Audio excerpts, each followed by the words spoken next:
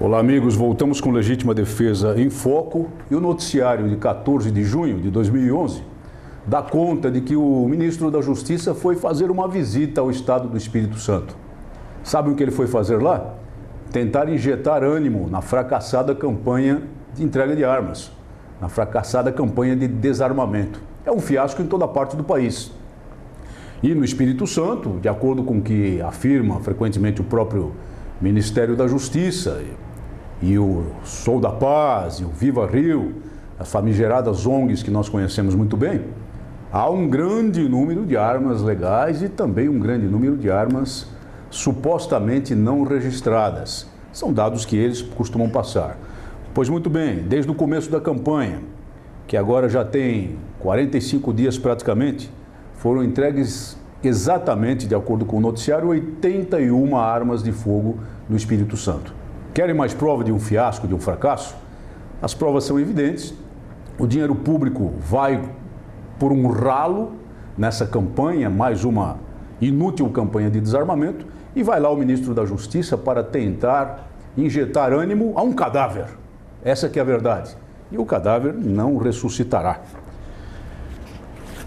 Essas campanhas e a atividade do governo, evidentemente, são sustentadas e financiadas por dinheiro público do pagador de impostos do contribuinte brasileiro. Mas não vamos nos esquecer das ONGs que atuam para desarmar as pessoas de bem no Brasil. Não vamos tirar os olhos delas. Uma delas, é o famoso Sou da Paz, publica esse panfleto de campanha para incentivar as pessoas a entregar as suas armas. Isso é apenas um panfleto, mas mantém um site muito bem estruturado, tem agentes andando para cima e para baixo de avião no país, se hospedando em hotéis, consegue com muita facilidade uma agenda no Palácio do Planalto, no Ministério da Justiça, e tudo isso financiado por dinheiro vindo do exterior. O Sou da Paz, por exemplo, na campanha do referendo de 2005, nós conseguimos desabilitar como participante, como entidade participante da campanha, exatamente porque comprovamos que recebia dinheiro, grosso dinheiro em dólares da Ford Foundation. E é dinheiro em dólares que vem da IANSA. Aqui, por exemplo, o panfleto menciona a IANSA como um dos participantes da campanha. Uma entidade internacional que tem assento na ONU, que transita livremente, com a maior tranquilidade, por todos os corredores da ONU, que tem salas na ONU, e é financiada em euros e dólares pela Rockefeller Foundation, pela Ford Foundation e pelas entidades desarmamentistas ligadas à Casa Real Britânica. Essa gente, olho nessa gente, que financia o desarmamento das pessoas de bem no nosso país e em toda parte do mundo. Mas eu fiquei de comentar a questão do número de mortes a esclarecer no Rio de Janeiro. Na verdade, isso é muito grave. Na minha época do serviço ativo da Polícia Militar, eu não permitia no comando da Zona Norte, nem no comando de policiamento metropolitano, que houvesse registro algum de casos flagrantemente de homicídio doloso sem o devido registro, porque às vezes eles figuravam mesmo em boletins de ocorrência policiais, como mortes a esclarecer, encontro de cadáver e outras designações completamente impróprias sob o ponto de vista jurídico e que não tinham nada a ver com a realidade. Às vezes, por exemplo, encontrava-se um cadáver atirado numa periferia qualquer aí, numa quebrada, como se fala na linguagem policial, e esse cadáver tinha 8, 10, 12 buracos de bala na cabeça. Isso é morte a esclarecer? Ora, na minha cartilha, isso evidentemente é um homicídio, mais uma vez usando o jargão policial, com a desova do cadáver num local qualquer. E quando aumenta o número de mortes a esclarecer, nós que fazemos análise crítica do assunto, da questão, nós que sabemos que as estatísticas oficiais são usadas contra o direito do cidadão à legítima defesa, contra o direito do atirador desportivo, temos o direito de duvidar da boa-fé de quem emite essas estatísticas. O fato é que disparou, segundo o noticiário da imprensa, o número de mortes a esclarecer no Rio de Janeiro. Esses dados não são dados policiais propriamente ditos, mas são dados do próprio DataSUS, ou seja, o Sistema de Processamento de Dados da Saúde Pública do Brasil. Dados informados pelos estados ao governo federal, ao SUS, ao Ministério da Saúde, que estuda a questão dos homicídios dolosos sob o ponto de vista até epidemiológico. E se verificarem bem, vão observar que lá no Rio de Janeiro, o gráfico dos homicídios dolosos cai na mesma proporção que aumenta o número de mortes a esclarecer, o número de mortes violentas com causas indefinidas. Será coincidência isso? Aqui em cima, no gráfico de cima, nós vemos isso com muita clareza em relação ao número absoluto de fatos.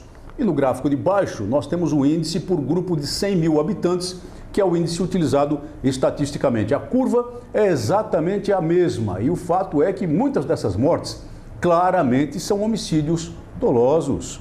Não só praticados com armas de fogo, mas praticados com todo tipo de instrumento que aparentemente são escamoteados da estatística para que depois digam, olha só o efeito da campanha do desarmamento, como é bom, porque no Rio diminui o número de homicídios. Olhe só como o Estatuto do Desarmamento é positivo, porque faz cair o número de homicídios dolosos no Rio de Janeiro. Mentira! Mentira grossa, manipulação de estatísticas. E a verdade é que em todo o país cresce o número de homicídios dolosos, apesar do suposto, do alegado efeito benéfico do Estatuto do Desarmamento e apesar das lacrimosas campanhas de desarmamento. Em todas as regiões, mesmo estudo do DataSUS, eu lhes mostro, com exceção da região sudeste, onde desde 1999 cai consistentemente o número de homicídios dolosos, não pelo impacto do Rio de Janeiro, de jeito nenhum, mas pelo impacto, muitas vezes, da manipulação dos dados do Rio de Janeiro e pelo impacto, sim, esse bastante vigoroso e real, da queda de homicídios dolosos em São Paulo, que aconteceu pela consciência da estrutura policial, da instituição policial, de que era necessário combater os homicídios dolosos para combater o prestígio do crime. A partir de 1999, e eu tive a honra de ser parte desse processo ao comandar no policiamento da Zona Norte e depois no comando de policiamento metropolitano, uma redução muito forte de homicídios em toda a região metropolitana da capital e na zona norte da capital. Cai por ação policial, cai por entendimento policial, cai por inteligência policial e não por força desse famigerado Estatuto do Desarmamento que viola o direito do cidadão de bem. Agora, tem gente que não compra arma em loja, o bandido não compra arma em loja e depois vem e mata pessoas, como esse aqui de Capuz, que assassinou um jovem em plena cidade universitária, da Universidade de São Paulo, aqui na capital de São Paulo. E vem essa outra figura ao lado dele, que é o advogado de defesa dele, para justificar que ele não entregue o comparsa, dizendo o advogado que, como há ética em qualquer profissão, também há ética no mundo do crime. Olha, que advogado é esse?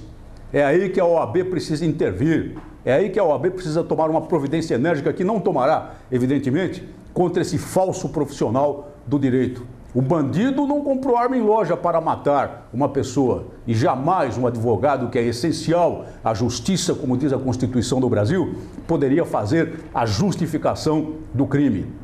É isso que devemos combater, a verdadeira raiz da violência, e não o fato de que pessoas de bem que não praticam crimes com suas armas precisam de armas para a defesa do seu lar, para a defesa de si mesmo, para a defesa até da vizinhança.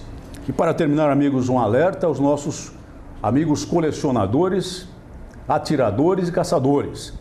Há certas normas, especialmente as normas do R-105, porque o controle dos colecionadores, atiradores e caçadores é do Exército, que tem que ser cumpridas com relação à renovação do registro. Eu tive conhecimento de um documento da 9ª Região Militar, que nos encaminhou o nosso amigo Coronel Alé, determinando a apreensão de todas as armas em mãos dos CACs cujo registro não tenha sido solicitado em tempo hábil. E eu quero lhes recordar que essa solicitação em tempo hábil quer dizer até 90 dias antes de expirar o prazo do certificado. Não é na data em que expira o prazo, é até 90 dias antes de expirar o prazo. Então estejam atentos para, por um deslize administrativo, não sofrerem sanções dessa ordem. Muito obrigado por sua atenção e até o próximo programa.